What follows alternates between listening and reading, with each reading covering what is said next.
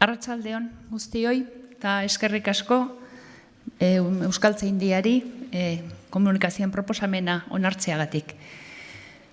Hasi aurretik barkamena eskatu behar dut, igorri genuenean ez ginelako konturatu, izenburua ez zegoela osua. Garrantzitsua den ere eskazuen. Aurkeztera goazen gaiak, erpin asko ditu, hiztun profilak, ahozko adierazpideak eta idatziak, euskararen aldaeren arteko harremanak, komunikazio egoerak eta beste ukitzen bat ditu. Bistan da, orain hemen guztiak ezin direla jorratu. Lehendik eta behin, garrantzitsua da gaia kokatzea. Kode idatzi bateratua behar zuela, aspaldi konturatu ziren euskaldunak, Leizarraga itzultzaile buru. Atzera edo atzora begirako honetan, bereziki aipatzekoa da Resurrekzion Maria Azkueren Gipuzkera osatua, zeinaren erakusgarria den orain mende bat, 1918 argitaratu zuen eta aurten beste edizio bat plazan izango duen Ardi Galdua gutun eleberria. Jakina da, era berean, Baionako 74ko biltzarrean zainak dituen Arantzazuko 78koa arte, etzela lortu adostasun gutxieneko bat biltzen zuen euskara batu idatzi baten edo Bilasanteren hitzez esana literatura hizkuntza batu baten eredu eregingarririk. Euskal idazle irakasleen komunitateak onartu eta erabiltzeko moduko eredurik. Ordutik hona, asmatuko dudan. Bale, mila esker. Ordutik hona, pixkanaka, Euskaltzaindia gidari dela, euskara batu idatzi molde bat ari da eratzen. Hezkuntzak, administrazioak, komunika edo edabide idatziek, hots, hiztun alfabetatuek bere beharretarako erabiltzeko modukoa. Euskara batu idatzi maila jasokoa, euskara estandarra. Kasanik, ongi deskribatu bezala, tradizio luzea du idazkera, kode idatzia, maila jasoareakin, erabilera zainduarekin eta ahozkoa lagunarteko harremanekin, erabilera zaindu gabearekin lotzeak. Bata eta bestea, euskarria eta hizkera maila, uztarkideak bailiran. Hau aipatu da lehen arratsaldean. Hala baina, Euskaltzaindiak 1988 euskara batuaren ahoskera zainduari dagozkion ezaugarriak arau batean zehaztu beharrean ikusi zuen bere burua. Eta 17 urte geroago, 2015ean, ahoskera batzordeak, ahoskerak axola du, txostena plazaratu zuen, non ahoskera bera ez ezik, prosodia ere oso gogoan hartzen zuen. Horren bitartez bada, agerian dago, ahoskerari dagokion ezbehin epin, arestiko euskarriaren eta erabilera mailaren parez-pareko egokitasunari eusterik ez dagoela. Maila jasoko ahozko adierazpidea, ahoskera zaindua ere finkatu beharra zuen Euskaltzaindiak. Bestalde, berriz, Oiartzabalek 86an azpimarratu zuen, fikzioak, eta Beatrizek ere aipatu du, irrati telebistek, zinemak eta barrek, euskara zaindu gabe batua ere behartzuela. Behar duela esango nuke. Sortu behar da orduan, zion Oiartzabalek, dialektalki markatu egi ezten mintzamolde herrikoia. Aski irekia, albezain euskaldun gutik izan dezan bazterrean uzten delako iduripena. 2 urte lehenago plazaratuak zituen ikako adizkien paradigmak. Baina kontua da nork sortu behar duen aldaera hori. Akademia batek Euskaltzaindiak arautu beharko luke bideratu ahoskera edo oroar hizkuntzaren erabilera zaindu gabea? Ez dirudi. Guztierekin ere, jendaurreko edo gailuren baten bitarteko erabilera zen aurkeztu dudana. Ez gizakien arteko jardun pribatua. Euskarri idatzia da ordea egun, apika, aldeketa handienaren jokalekua. Ordenagailu bitartezko ia aldibereko komunikazioak aldaketa gaitza ekarri baitu hiztunen, batez ere hiztun gazteen idazteko moduan. Edo nahiago bada, hiztunek bitarteko horretan topatu edo aurkitu dute adierazi nahi zutena adierazteko, hizkuntzaren bitartez jolasteko lekua. Paperean egingo ez zuten, ordenagailu bidezko komunikazioko beste bide batzuetan, ere behar bada idatziko ez zituzten moldeak sortzen ari dira, hiztun idazleak, txat bidezko idazkeran batipat. Beste hizkuntza batzuetan ere gertatzen ari da hori. Inglesez, gaztelaniaz, katalanez, hori xibera gertatzen ari da euskeraz ere. Hiztunek beren arteko harreman lagunartekoa, informala idatziz adierazi nahi izateari sortzaio aldaketa. Eta horrek auzitan jartzen ditu hezkuntzan ikasi eta bereganatutako idatziz komunikatzeko arauak eta ohiturak, alfabetatzea bera. Hobeki esan, ikasitako sistema itxura aldatzen dute hiztunek, komunikazio egoerak eta gailuak berak bultzatuta. Hiztunek formaltasunetik urruntzeko idazkera gertukua, hurbiltasuna, atxikimendua sorrarazteko idazkera askea darabilte. Komunikazio premiei nola erantzun, euskara batu ere dela medio izenburua zehaztu beharko genuke eta esan, nola erantzuten diete 21. mendeko euskal gazte batzuek, beren arteko komunikazio premiei euskara batua ere dela medio.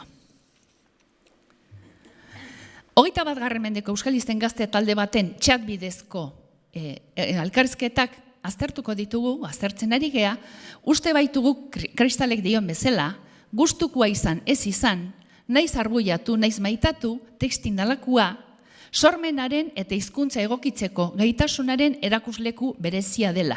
Diskurso mintzidatzia izendatu dugun hori, eta ezinbestian arreta eman beharrekoa. Gainera, euskal gazteen euskal adierazpideetako bat da. Eta ze ezaugarri nagusi ditu hortaz, tokiko hizkera desberdinetako euskal gazteek beren artean arrunki komunikatu izateko eratu duten ziberdiskurtsoak kontuan izan da gazteok euskaldun alfabetatuak direla eta ez direla sorleku berekoak. Eta zein leku du solasaldi hoieten euskera batuak, estandarrak. Bitxia irudi dezaken arren, gaiak lotura du biltzar honetako arantzazutik mundu zabalera leloarekin. Euskararen beste mundu bat eratzen ari dira euskal gazteak, ahozkoa erabatekoa ez den eta idatzia ere erabatekoa ez dena. Ordenagailu bitartezko komunikazioko, esan dezagun, 3. komunikazio esparru bat. Euskararen kaleko erabileren neurketek ere neurtu ezin dutena. Baina euskal gazteen lagunarteko komunikazioaren euskarri ezinbestekoa dena. Segundo bat ez da genuen, hementxe. Bueno, ikusten duzen bezala, hiztunak 19 urteko 7 emakumezko euskaldun dira, WhatsAppeko taldeko 25 egunetako elkarrizketak utzi dizkigute, eta grabatu, egin dituzte 2015ko martxoaren, hor dauzkazute fitxak, ez dute errepikatuko hor dagoena. 4 hiztun gipuzkoarrak dira, herriak hor dauzkazue, herrien izenak, 2 nafar eta beste bat bizkaitarra. Gipuzkoarrak euskeraz bizi izan dira, erabat, beste iruztenek, hiztunek gaztelaniarekin harreman handiagoa dute, baina guztiek ikasi dute euskeraz etxean eta denek ikasi dute D ereduan edo antzekoan. Eta euskal filologiako ikasleak ziren denak elkarrizketa hauek egin zituztenean. Datuok pentsaraz dezakete euskararen aldeko nolabaiteko motivazioa dutela. Horren bestez, agerian dago, hiztunok ez dituztela euskal gazte guztiak eta ez hiztun mota guztiak ordezkatzen, badakigu. Baina badira, hiztun zahar gazteen praktiken erakusgarria. Ikerketan lagundu nahi izan zuen ikasleetako baten bitartez lortu genituen elkarrizketak.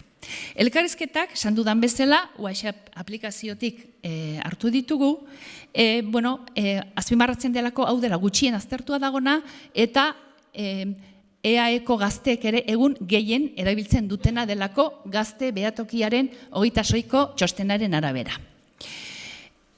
Eskuratutako hiztunen praktikak naturalak dira, eta ez dituzte egin propio bereziki ikerketarako, eta bere borondatez utzi dizkigute, esan bezala. Ze ezaugarri dituzte bat txat hauek? Aztertutako gazteen euskaltxatek betetzen dituzte beste hizkuntzetan ere genero honi alboratzen zaizkion ezaugarriak, baina neurri batean. Testuek akats tipografiko ugari dituzte, bapatekotasunak, lastertasunak, eta hartzailek ulertuko duten ustea dela medio. Hor daukazue, adiberen bat. Askotan ez dago jakiterik letra falta, oharkabean egindako okerrari zortzaion edo fonetismoa ispilatu nahi izan den. Hori gertatzen da.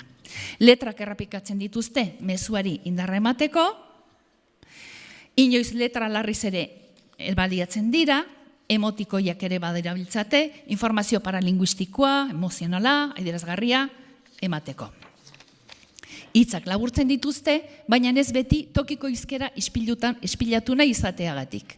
Mintza, uni, manifa, mese, BN hori baina adierazteko eta onomatopeia ugari. Esan dezagun, ezaugarri hauek errepikatzen direla inguruko, genero erabiltzen duten hizkuntzetan. Gazteen hizkerari eta lexiko zaindugabeari dagozkion adierazpediak darabiltzate. Asko kode aldaketa etiketa modukoak dira. Hor dauzkazue adibideak. Da sin mas klasian bertzi ikaskide batek zuzentzeko, asike arra sin mas eta alakoak. Ingelesezko ok, thank you, please, yes, eta frantsesezko bertzi ere tarteka erabiltzen dute. Ez du horrek esan nahi frantsesez badakitenik, beste kontu bada. Eta bide nabar, esan dezagun, neska artean ari baldin badira ere, tio, txabal, talakoak darabiltzatela. Toki hizkera letra aldatzen dute hiztun gehienek. Hirurtzungoak ez beste guztiek. 6. Nork bere ezaugarriei atxikita. Joera muturrekoena oihartzuerana da. Adizki, laguntzaileak, sinkapa, forma laburtuak, guzti dira, hor dauzkazu adibidea, polik ikusen nahi badituzue, Añorgako hiztunaren adibide batzuk, Arizkungo hiztunaren beste adibide batzuk, Arrigorriagakoak, ez ditu deskribatuko, hor dauzkazu ebistan, Oihartzuarren beste hauek, batzuk iaia entenditzeko ere zaila, ze gainera hiztunetako batek oso azkarri idazten dut, ez du zuzentzen ezer, eta lanak batzutan entenditzeko. Goizien niji, segurana, hau da, goizean nijoa, seguruena, oeni joa, baina alaba da, parada berrira, aileatzen banaiz, eta geho, latin amarretan, edo geho ja mintza, era horretakoak. Kontua da bere artean elkar ulertzen dutela. Aristian esan bezala, hirurtzungo hiztunak estandarrean idazten du beti. Hor dauzkazue, gaizki jarri ez badut, adibide batzuk. Baina, gainerakoek ere, lehen adibideak eman dizkuten ere bai aldizka. Esate bateko, ikuste Añorgakoak, Arrigorriagakoak, Oihartzungoak ere bai, Zaldibikoak. Eta, baita ere, hiztun berak, markatu, hiztun berek, kombinatzen dituzte idazteko moduak. Esan nahi dut, kontua ez da, goiti bera, fonetismoa, goiti bera eta goiti bera bestea. Baizik eta, joan etorri bat lehen ere aipatu da hemen, ez dagoelako muga garbirik, da joan etorri bat, da, kombinazio bat edo nahi duzuen kalifikazio jarri. Edo zein moduz, bai, oso ondo. Denak baliatzen dira, eta hau azpimarratu nahi dut, ia beti ahoskatzen, denak baliatzen dira, ia beti, etena, ahoskatzen ez duten H letraz. Hizkuntzalaritza, historia, hartu hilekua, behar, bihar, denak. Letra honen erabilera azpimarratu nahi dut bi arrazoigatik. Inguruko hizkuntzetan, kasu berean, H-a edo ez dute erabiltzen edo nola nahi erabiltzen dute. Hiztun hauek ia beti erabiltzen dute eta gainera ia beti behar den lekuan. Eta oro har, euskal hiztun gazteok esan diteke, esaten nuen bezala, eta gainera hemen esan nahi dut H-a delako, letra, idazkera estandarreko letra erabiltzen dutela. Eta banoa ondorioetara. Komenigarria balitz ere beste hiztun mota batzuen praktikak ere aztertzea, oain erakusgarri txiki hau bakarrik ekarri dugu, idazkera dela eta aztertutako euskal hiztun gazteek txatak idazten dituzte oro har beste hizkuntza batzuetako txat generoko ezaugarrien arabera, baina ez alderdi guztietan esan dudan bezala. Euskal txateko idazkera ez dago erabat estandarraren idaztarauez atzenduta osatua. Eta ezin da esan, ez da ere, ahozkoaren letraldatze soila dela. Ez dala. H letrarena eta beste ikusi ditugun beste ezaugarri batzu direla medio, ze hoi esaterik ez dago. Txateko idazkera, toki hizkerek, estandarrak, idazkera ideofonematikoko ezaugarriek osatzen dute. Denek. Bestetik berriz, azpimarratu beharra legoke, gazteok ez dutela euskara estandarra baztertzen beren komunikazio idatzitik. 7 hiztunok egun euskal filologiako gradudunak dira. Idazkera eta ahozko adierazpen formala menderatzen bide dituzte. Alegia, txat, idazkara pribatu lagun artekoa, eta idazkera formala bereizten dituzte. Komunikazio premietarako euskara batuaz ere baliatzen dira. Eta orain, azken ohar bat egin nahi dut, negisa, nola baita esan. Bi hitz esan egin genituzke, hemen aurkeztu dugun eta euskaltzaindiak mendean ez daukan, maila pribatuko komunikaziotik kanpo, jendaurreko, jendarteko komunikazioan egun ikus entzuten dudan joera baten gainean. Ez du guzti euskerak asko irabazten eta irabaziko duenik, jendarteko, jendaurreko komunikazio idatzian naiz ahozkoan, tokian tokiko xehetasun fonetikoak ahalik eta gehien nabarmenduta. Letragabeak bagina bezala edo arituta. Hauxe zen dena.